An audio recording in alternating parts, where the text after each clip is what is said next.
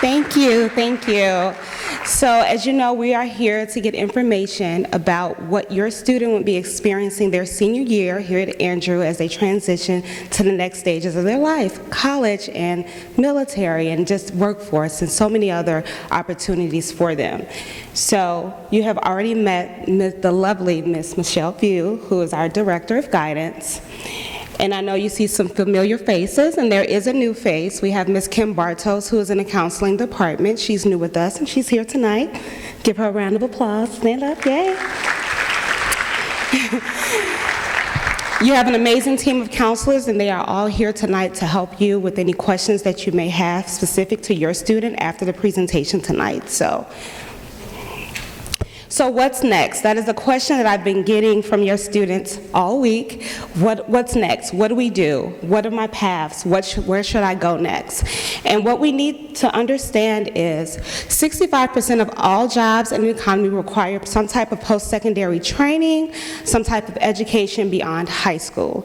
So we've been preparing your students over the last 3 years to prepare for this year so they can move on to the next steps in their life. So we're talking about pathways, and you'll hear the vocabulary pathways in their post-secondary plan. And when we're talking about those pathways, we are talking about these pathways. Is your student going straight into the workforce? Are they planning to go to a 2-year college, a 4-year college? Are they looking into trades, apprenticeships, military? For our special ed students, transition programming is for the 9 to 22. They're going to take a gap year. So when we talk about that, when we focus on the students that are planning to do a 2-year college or 4-year college, we have asked our students to start putting together a list of possible universities that they would like to attend. So we use our system called School Links, and there your students have the wealth of knowledge about different educational institutions to meet their goals. So right now in the process, your students should be exploring different universities. They should be putting together a list that will fit when they're thinking about applying for school. So in that list, we're asking them to pick schools that would have a balance, and that balance would consist of their reach school, their match school, and a safety school. What is a reach school? This is a school that we know is highly selective. These are the direct enrollment schools. They look for high test scores, high GPAs, just an all-around, good academic standing. This is a school that may be at the top of their list. Their match school, it meets what we need financially. It meets my academic qualifications. They have my major. And then our safety schools. We look at our 2-year universities or our schools that are more local, just based on cost or, just meeting our secondary plans. We want this list to be manageable. What I found is we have several students with 20 or 30 schools that they plan on applying to. With those 20 or 30 comes application fees, and this can get really pricey. So the goal is to help your student come up with a manageable number that meets your family's needs. So that is definitely conversations that you should have over dinner, breakfast. Let's start getting those lists down to something manageable. For our students that are thinking about going into the workforce, this is a perfect time for you guys to make sure that your resume is solid, making sure that we are looking at to be a great investment for those employers looking to hire us. So there's the application process with that, as well as preparing for your interviews, speaking openly about the financial considerations of going directly into work. Or we want to work, learn while we work, so that's the apprenticeship programs. And we have great information for that too in the College and Career Center. For our students that are planning to go into military, we have Asvab testing that is coming up, and that information will go out to you. We also will have reps throughout the year that will help our students guide in that process. Part of that, the military process, is meeting with the recruiter, taking the ASVAB test, taking the physical exam. From those scores, your student will qualify for certain jobs within the military branch. So again, we'll be getting that information out to the students throughout the year through Skyward and in their school links. So let's talk a little bit about the application process for those students that are planning to attend 2-year or 4-year colleges. So the components of the application, you have your transcript, and I know everybody, I've been getting calls about when is the transcripts coming out, when will they be ready. So we're looking after Labor Day for those transcripts to be uploaded and ready in school links for you all to view on officials, and then request your officials to be sent out to the schools that the students have applied to. Also, letters of recommendation. We are highly encouraging your students to complete their profile in school links. That profile will guide the recommenders in writing a letter for your student that has the content that is specific to the schools that they're applying to. So they can access that information in school links and clicking on their profile and updating their goals. Also, a part of the components for the application, we have our personal statement and we have our essay. So I'll talk a little bit more later about Common App, but I wanted to mention it now that Common App will give your students several prompts in writing their essay, and the essay needs to be under 650 words. So that is, that's a small amount of time and space so that your kid can kind of compact 4 years of education and experience into. So we want to make sure those letters are filled with good content, and you can utilize your teachers or your counselors or the College and Career Center so that we can help guide them with that essay. Application fees and waivers. With Common App and NACAC, they will offer you the ability to apply for a fee waiver. They'll have several questions that are pertinent to your family situation, and if you qualify for a fee waiver, we can help you through that process. As I mentioned, please have your students get that list down because you will be looking at a very high ticket price when it comes to applications. Also with ACT and SAT, your students have the ability to add 4 schools on their SAT for their scores to be sent out free of charge when they took their SAT or ACT test. If they have not done that, to access those scores, you have to go to College Board to get the SAT score and then ACT.org to get the ACT score. And don't worry, all these resources will be sent out to you after the presentation. For students that are attending performing arts schools or just specialized schools, there will be auditions or interviews a part of their application process, and we can help guide them with that as well. So there are several types of applications, and this is very important. We're going to start with Common App first. Common App is great because when I applied for school, I had to mail all my applications in the snail mail and wait for them to come back. With Common App, it's one application with multiple schools that you can apply. So as I mentioned earlier, there will be a personal essay required in the Common App. It does not mean the school will require an essay, but you do have to have it in Common App to complete that application, and that will be sent out as well.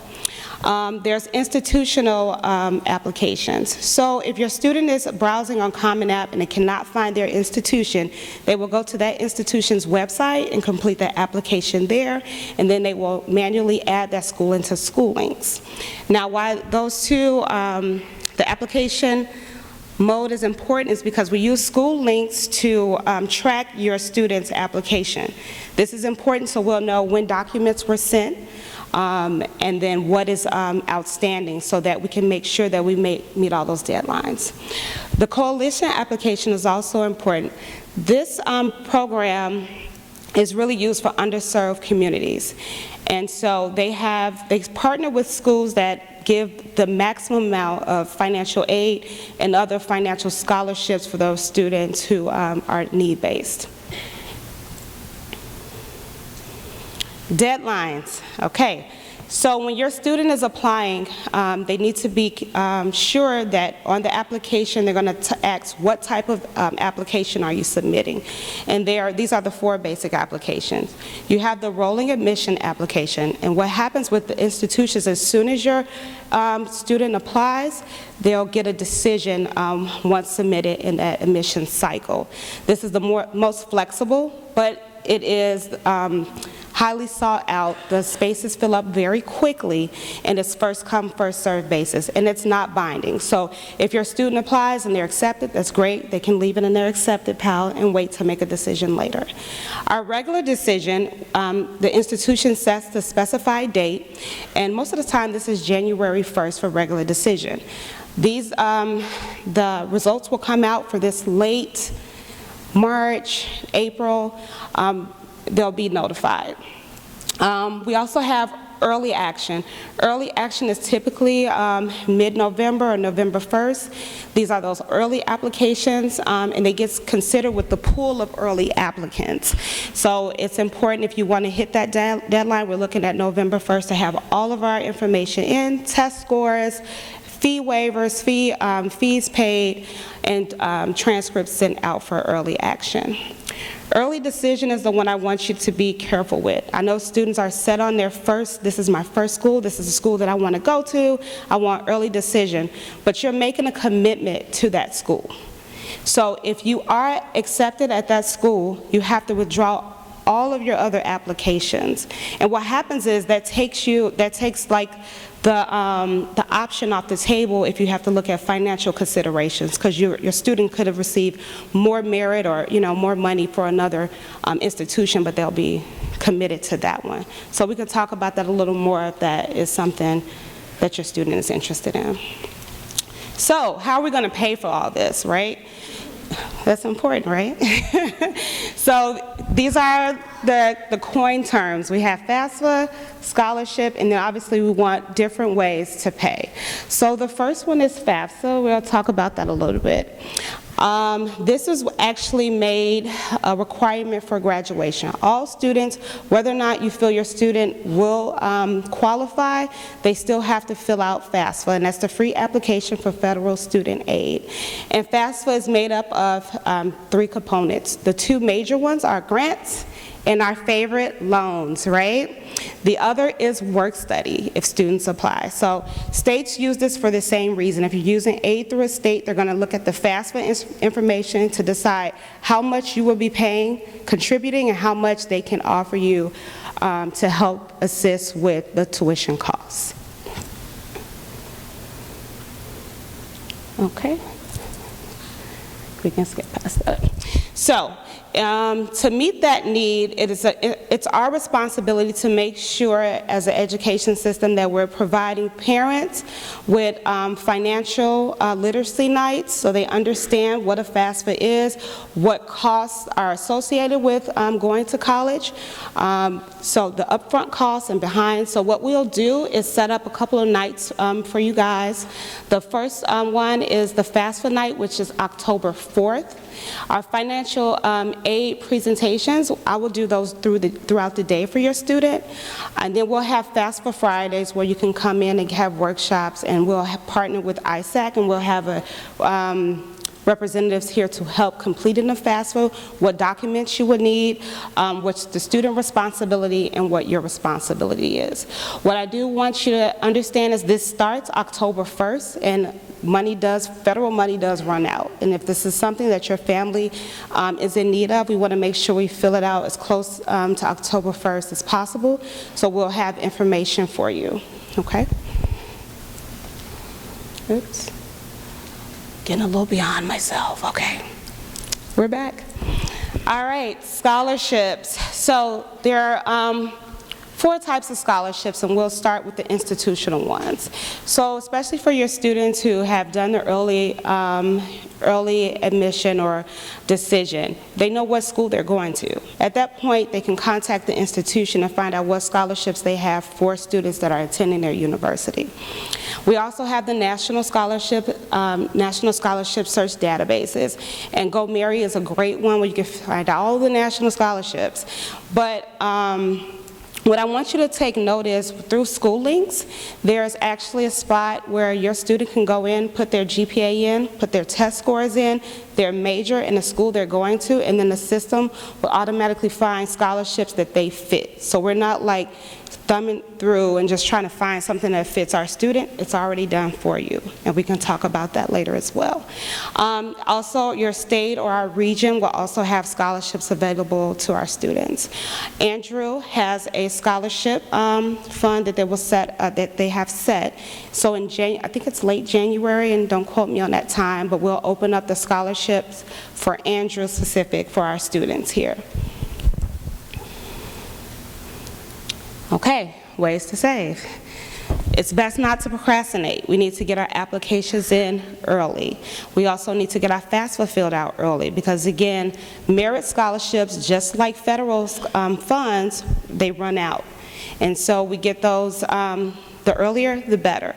4 and out. We have some students that go and, I want to take the class on, planting trees, and I want to paint this, and Mom, I'm just going to dance, No, we need to get you in, and let's focus on getting the classes done that's going to help us get 4 and out. Let's just get out.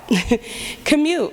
If the school is local, maybe it's better to commute because room and board is a high ticket. It's just a high cost. So maybe commuting is best, or attending a 2-year college first to get the prereqs out the way, the first 2 years before declaring a major, maybe that's a better option. Tuition exchange. If you work at an institution where your student can go to and receive free tuition or discounted tuition, that makes sense. And then obviously, and that's the same with employer reimbursement programs. And then of course, college payment plans. Break that amount over 9 months, 10 months, set up a plan with the university so that the cost is not so shocking up front. So, in the College and Career Center, this is just letting you know some of the things that we do there. We are your hub for everything post-secondary. We're going to help with your students writing resumes, help with their essay, filling out applications, FAFSA. We'll have college reps coming throughout the year. We'll also have special guest speakers coming from the unions and different HR managers coming in as well for this year. Scholarship information, and also if your student would like to meet one-on-one, I can help them through the process. They'll be able to meet with me. Is there any questions?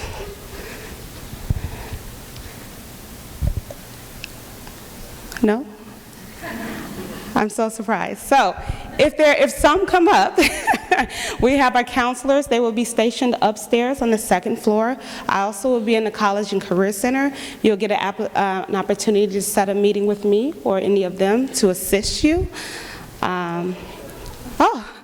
Thank you.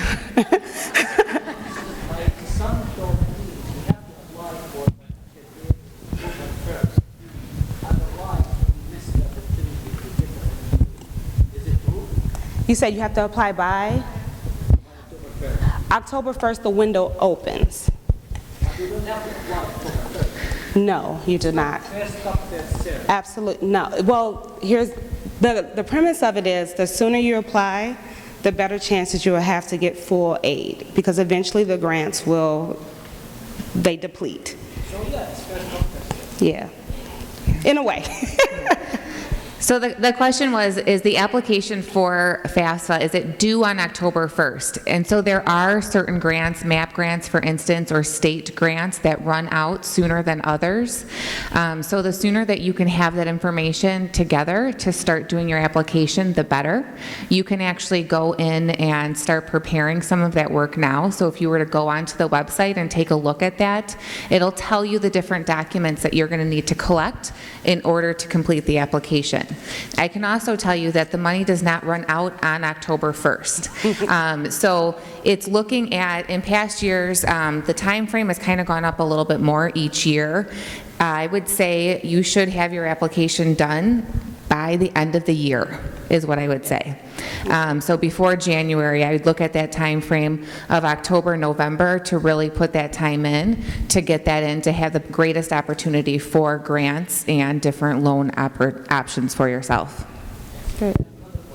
Yes. Can I choose more than school in the application? Yeah, there's you put in 10. So the goal is to put your #1 schools at the top, and you have 10. Yep, and then you can sub them out if you choose to, but 10. Yep. His question is, on the FAFSA, there's a spot for you to put the schools that you would like that FAFSA information sent to. And when they get that information, they can put together a financial package for you, and the number is 10. That's the magic number. I have a specific question. Oh, okay. For the answer. Now, for the typical school, financial aid will pay the same as a regular school, or it is something different? So the question is, the financial aid, is the amount that you receive from financial aid the same at every school, or is it different at every school? The amount is not determined by school, it's determined by the financial information that you put in, and they'll give you your need based on that information. So they'll have an expected family contribution. You'll get that number in once you upload your information into the system, and that's what happens when you put those schools in. They'll send you their cost of tuition, their fees, whatever aid you will receive, and then that number under that is what your cost of attendance will be. And to add that too, so when you're applying to different schools and specific schools, they will take your FAFSA and your estimated contribution. You will also see that some schools will determine certain scholarships that you're eligible for and additional funds that you might be optional for only at that institution. So the FAFSA is going to give you a number specific to you, but each institution could also analyze and offer you additional money on top of that that is not state funded, that's institutional funded. Yes. So is there a specific site that I go on in order to start to prepare to get my documentation for FAFSA? Or is it through college? No, you can go, it's FAFSA, fafsa.org. .gov. You get that right, .gov, and I'll send all that information out via email, and it'll be on Skyward as well. Questions. One is related to what you were saying. When does the school tell you what kind of scholarship or financial aid they need? Will you report them on the FAFSA or until you apply? So the question is, when will the schools tell you how much money they're going to give you? When you complete the FAFSA or when you apply?